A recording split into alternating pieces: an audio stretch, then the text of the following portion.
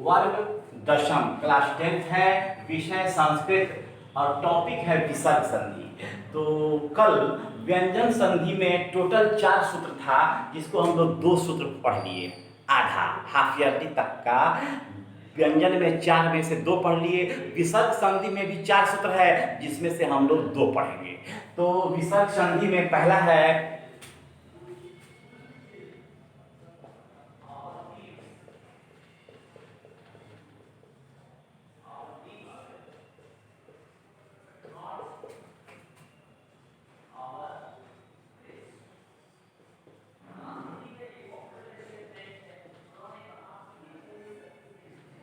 देखिए, पहला सूत्र का नाम है विसर्गस्य उद्वम, विसर्ग का उ बनना, विसर्ग का उ बनना। तो इस सूत्र को हम लोग 2 पार्ट में बांट देंगे, ठीक है। इसमें कौन नंबर में हम लोग पहले पढ़ेंगे हसी च, हसी च, यह पहला खंड है हसी च। तो देखिए इसमें कौन कौन सी बात है। यदि विसर्ग के पहले अ रहे तथा बाद में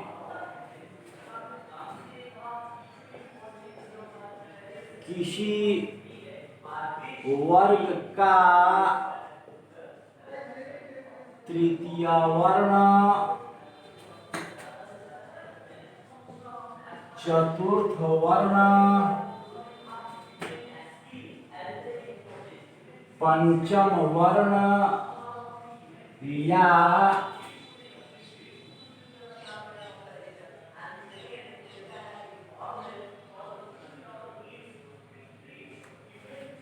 तृतीय वर्ण, चतुर्थ वर्ण, पंचम वर्ण या यरलवः में से कोई एक आवे तो विसर्ग के स्थान पर उ हो जाता है, जो अपने पूर्ववर्ती अ से संधि करके ओ बनाता है। यही नियम है। विसर्गस्य उत्वम का मतलब विसर्ग का बनना। और इसमें फर्स्ट पार्ट है हसी च। तो हसी च में कौन कौन सी बात है। यदि विसर्ग के पहले अ रहे, विसर्ग के पहले अ रहे, तो चेक किया जाए।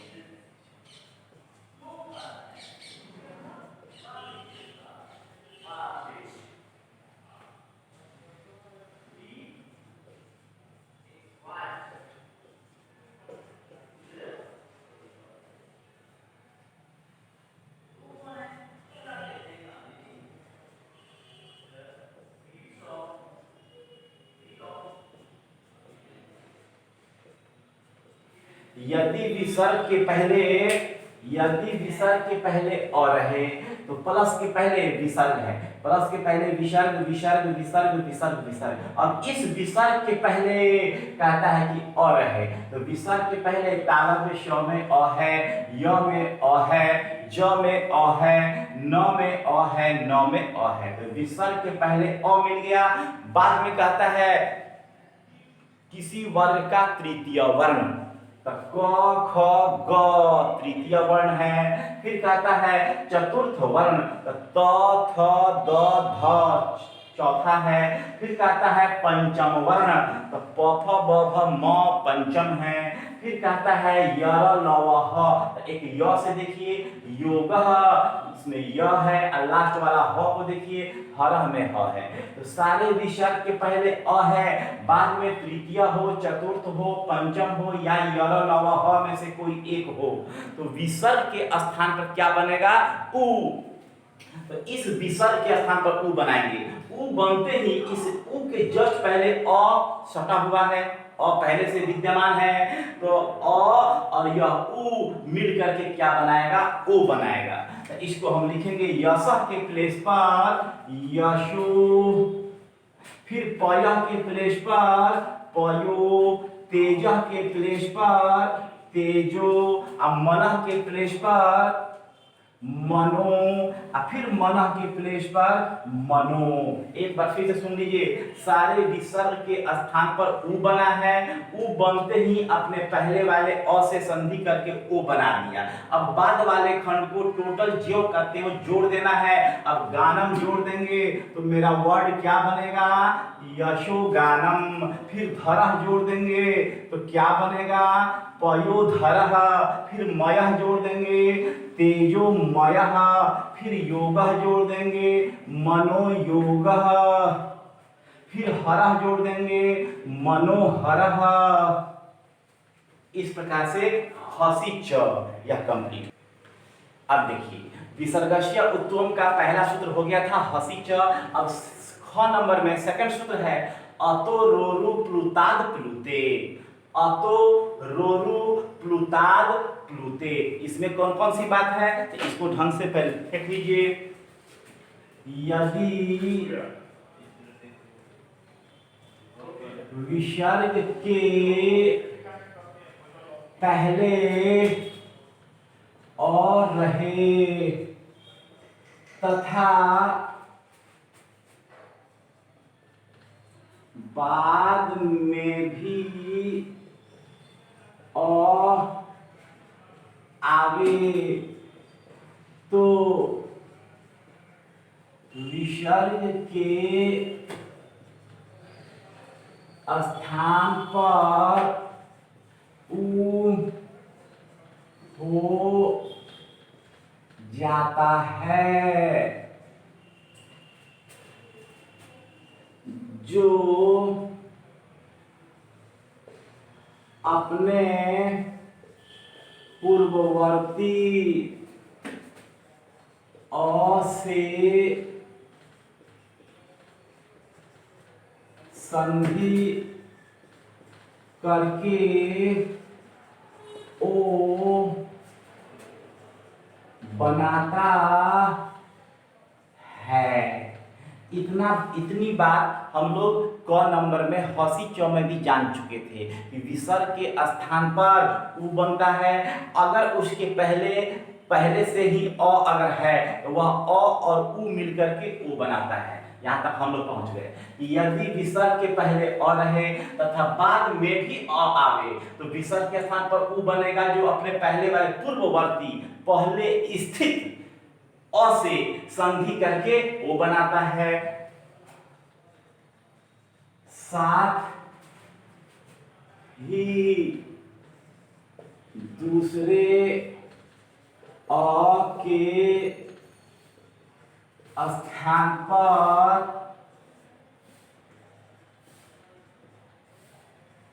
अग्रह हो जाता है।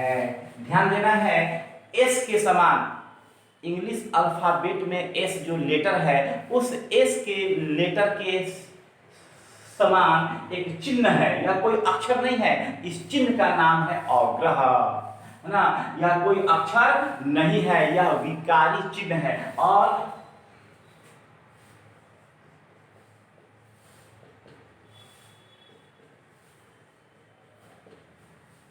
अग्रह का जो उच्चारण है यह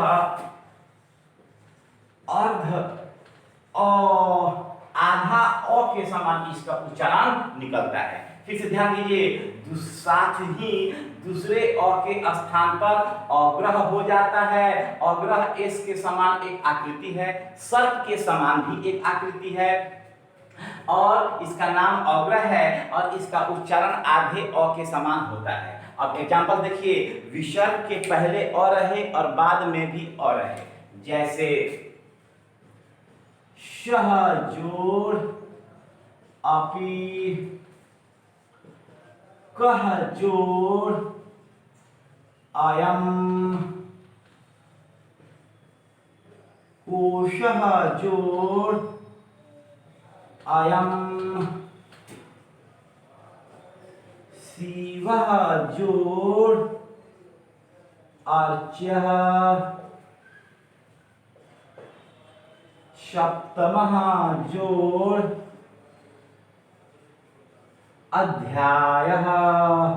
ध्यान देना है, 2 2 4 5 एग्जाम्पल हो गया। विसर्ग के पहले अ रहेगा, विसर्ग के पहले श में अ, क में अ, श में अ, व में अ, म में अ। विसर्ग के पहले अ है, बाद में भी अ आवे तो बाद में और अ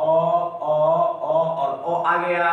तो विसर्ग के पहले भी अ, विसर्ग के बाद में भी अ, तो विसर्ग के स्थान पर उ बनेगा। यह उ बनते ही पहले वाले अ से, फिर उ अपने अ से, फिर यहाँ का उ पहले वाले अ से, यहाँ जो उ बनेगा यह पहले वाले अ से संधि करके ओ बनाएगा। तो स के प्लेस पर सो, कह के प्लेस पर को, फिर कोशः के प्लेस पर कोशो, शिवः के प्लेस पर शिवो, सप्तमः के प्लेस पर सप्तमो, और साथ ही दूसरे अ के स्थान पर अग्रह हो जाता है।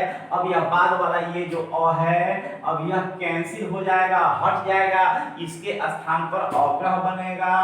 फिर इस अ के स्थान पर अग्रह बनेगा, इस अ के स्थान पर अग्रह बनेगा, इस अ के स्थान पर अग्रह बनेगा, फिर अ के स्थान पर अग्रह बनेगा और बाद वाले बचे हुए पोर्शन को जोड़ देना है। इसमें प हर्षई पी जोड़ेंगे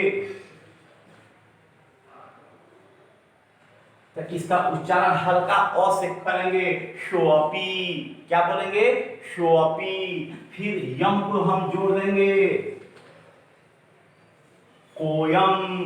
फिर यम को जोड़ेंगे, कोशोयम। फिर आधा चर्यः, सिओर चर्यः। फिर ध्यायः जोड़ देंगे, तो सप्तमोध्यायः, सप्तमोध्यायः।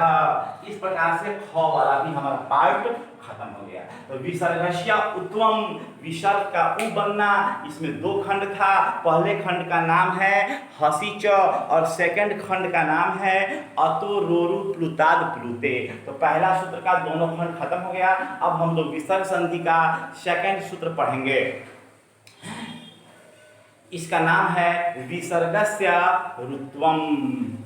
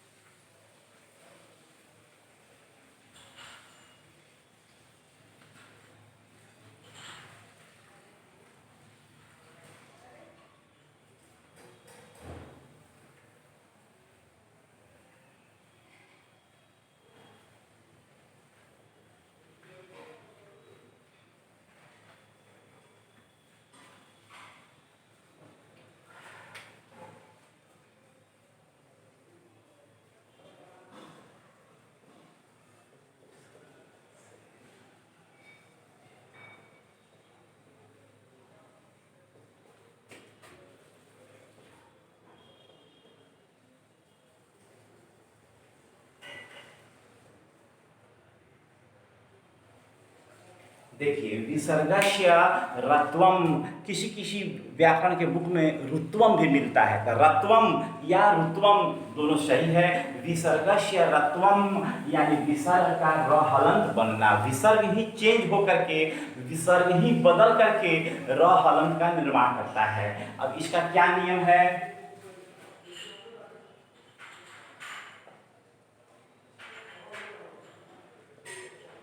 यदि विसर्ग के पहले, यदि विसर्ग के पहले अ या आ को छोड़कर, यदि विसर्ग के पहले अ या आ को छोड़कर कोई दूसरा स्वर आवे तथा बाद में किसी वर्ग का तृतीय वर्ण,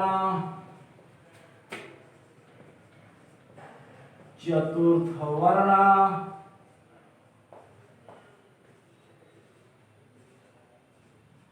पंचम वर्ण, य ल व ह या कोई स्वर वर्ण आवे तो विसर्ग के स्थान पर र हलंत हो जाता है। नियम पर ध्यान दीजिए, यदि विसर्ग के पहले अ या आ को छोड़कर कोई दूसरा स्वर आवे, विसर्ग के पहले अ या आ नहीं चाहिए, कोई दूसरा स्वर आवे और बाद में किसी वर्ण का तृतीय वर्ण आवे, चतुर्थ आवे, पंचम आवे, य र ल व ह आवे या कोई स्वर वर्ण आवे, तो विसर्ग के स्थान पर र हलंत हो जाता है। जैसे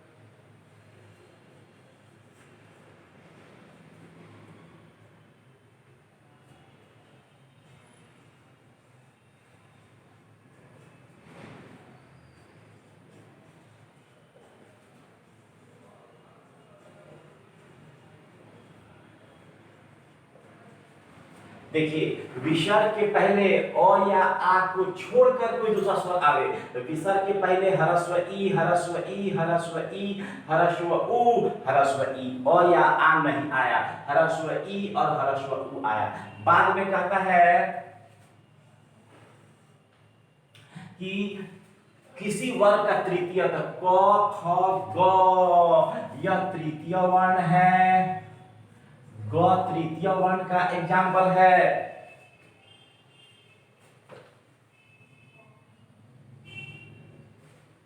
यह तृतीय है। फिर क ख ग घ यह चौथा है, तो इसको हम कहेंगे कि यह चतुर्थ वर्ण आया है। फिर देखिए प फ ब भ म, इसको हम कहेंगे कि यह पंचम वर्ण आया है। फिर कहता है य र ल व ह, तो इसमें जो है हम कहेंगे य र ल व ह। इन पांचों में से कौन आया? तो व, यानी यह व आया है। लास्ट वाला कहता है कोई स्वर आवे, तो स्वर वर्णों की संख्या 13 होती है। तो अ, आ, ह्रस्व, ई, दीर्घ, ई, ये सब स्वर हैं। अ क्या है? स्वर है। तो देखिए दोनों दोनों तरफ का कंडीशन पूरा होना चाहिए कि विसर्ग के पहले अ या आ को छोड़कर कोई दूसरा स्वर आवे। तो विसर्ग के पहले ह्रस्व ई और ह्रस्व उ आया है।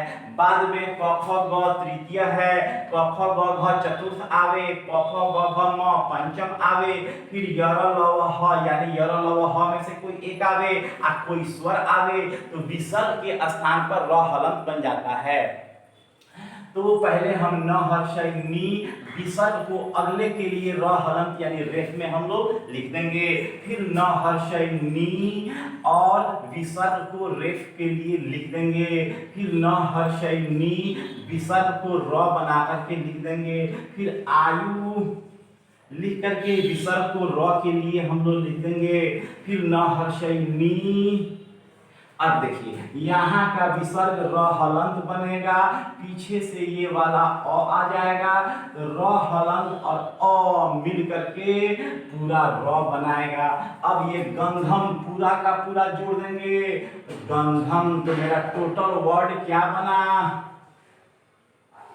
निर्गंधम। फिर घोषा को जोड़ देना है, तो टोटल मेरा वर्ड बन गया निर्घोषः। फिर मलह को जोड़ देना है, तो इसी र के नीचे मलह, तो मेरा वर्ड बन गया निर्मलः। फिर वेदः को जोड़ देना है, तो मेरा वर्ड बन गया आयुर्वेदः। फिर अब देखिए ये र हलंत और इसमें का अ, इसका यूज तो हो गया। अब हंकारः को जोड़ देंगे, हंकारः, यह हो गया निरहंकारः। तो इस प्रकार से संधि में, व्यंजन संधि में 4 था, तो 4 का आधा हम लोग 2 पढ़ लिए। विसर्ग संधि में टोटल 4 सूत्र पढ़ना है, तो उस 4 का आधा 2, तो विसर्गस्य उत्तमम पढ़ लिए और विसर्गस्य रत्वम पढ़ लिए, यानी संधि में आधा आधा हम लोग का काम कंप्लीट हो गया। अब इसके बाद हम लोग अगले वीडियो में नेक्स्ट टॉपिक कोई पढ़ेंगे।